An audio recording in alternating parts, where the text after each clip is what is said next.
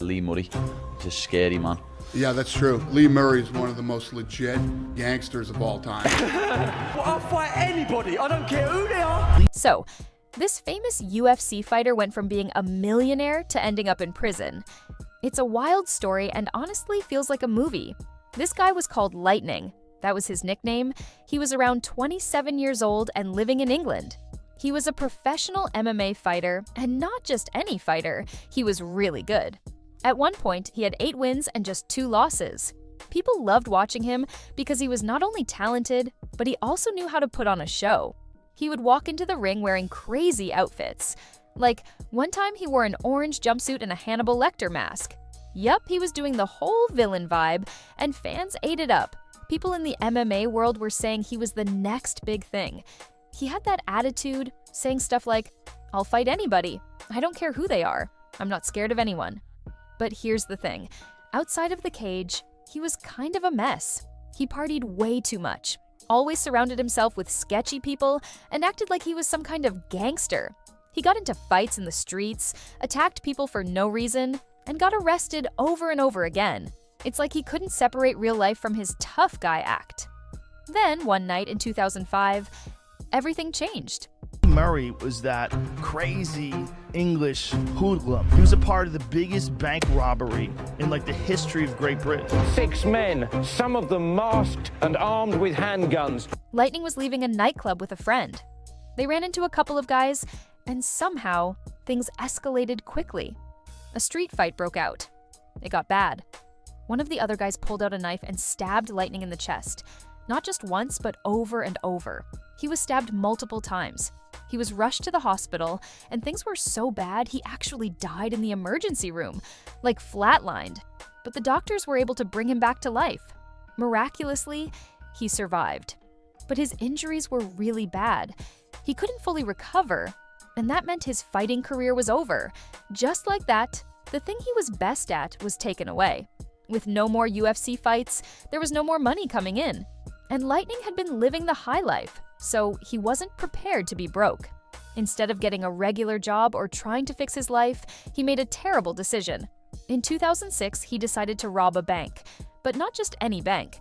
He planned to rob a cash storage facility where the Bank of England kept loads of money. This wasn't some random smash and grab. Lightning got together with 7 of his criminal friends, and they made a whole plan. It's organised crime at its top level. This is planned and executed with military precision. British police are hunting for a gang that pulled off one of the biggest armed robberies in the country's history. Biggest robbery in British history. When he announced that final figure of £53 million, everyone's jaws just dropped. Like something out of Ocean's 11. First, he and one of the guys went to a professional makeup artist and had her put prosthetics and latex on their faces so they'd look like different people. Then they dressed up like police officers, full fake cop outfits. Next, they followed the manager of the cash storage facility while he was driving. They used a fake police light to pull him over. Then, acting like police, they told him there was something wrong with his license plates and that he had to come with them. He got in the back of their car, and boom, they kidnapped him.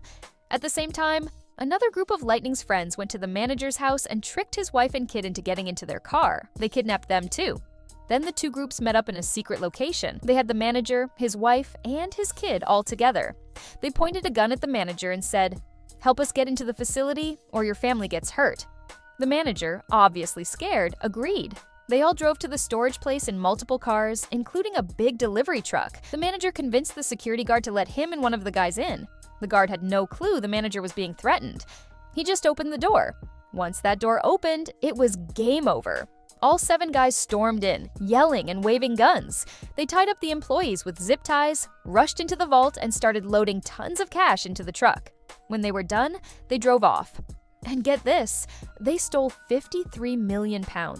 That's over $92 million in US dollars at the time. They had like a movie, full-on tactical gear, machine guns, the whole thing. UFC fighter Lee Murray, who robbed a bank for $90 million. It was the biggest bank heist in UK history. So this famous UFC fighter became a millionaire, and now he's in prison. So they call him Lightning. He's around 27 years old during this time, living in England, and he's an MMA fighter. And he's really good. 8 wins, 2 losses, and he's very entertaining to watch. Sometimes he walks out to the ring in an orange jumpsuit and a Hannibal Lecter mask. Now, during this time, everyone in the business sees him as the next big thing. I'll fight anybody. I don't care who they are, what they've done, how many men they've knocked out. I couldn't give a who they are. I'll fight them. I'm not scared of no man. But also, he's kind of a turd. Like, he parties a lot, he hangs out with criminals, he acts like he's a gangster, he's always fighting people in the streets, sometimes he gets mad and attacks pedestrians in public, he's been arrested a bunch of times. Dude is a mess. And since they all wore masks, nobody knew who they were. It looked like they might actually get away with it. But here's where things start to unravel. The very next day, police discovered something huge. Sitting on a desk in their office was an old tip they had received before the robbery even happened. The tip said that a semi-famous UFC fighter named Lightning Lee Murray was planning to commit a crime dressed as a police officer. It also mentioned that he was going to use a specific makeup artist to help with his disguise. So the police went straight to that makeup artist. They searched her garbage and found bags of makeup and latex with DNA evidence all over them, belonging to Lightning and his crew. And it gets worse for Lightning. Turns out, a few weeks before the robbery, he was driving drunk in his yellow Ferrari. He crashed the car, and while the police let him go, which is crazy, they impounded his car. It was still in the police lot, so they searched it. Under the seat, they found a phone. On that phone was a recorded conversation of Lightning and another guy literally planning the heist, talking about the details. So, yeah, the police had more than enough evidence to go after him. But by the time they were ready to arrest him, Lightning and one of the other robbers had already left the country. They had escaped to Morocco. Now, here's the thing. England and Morocco didn't have an extradition treaty at the time. That meant the UK couldn't just go there and bring Lightning back. So, for a while, he was totally untouchable. And how was Lightning living in Morocco? Like a king. He bought a mansion and a couple of villas. He spent a ton of money on jewelry, cars, drugs, and even paid for plastic surgery for the women he was dating. He even painted a huge mural of himself on the wall, showing his UFC days. Like, dude was really living his fantasy life, but back in England, the police were still working on it. They were determined to bring him down. After 5 months, they finally got Moroccan police to take action. Moroccan cops arrested Lightning and his friend. There's even a photo of them getting busted. He ended up getting sentenced to 25 years in a Moroccan prison.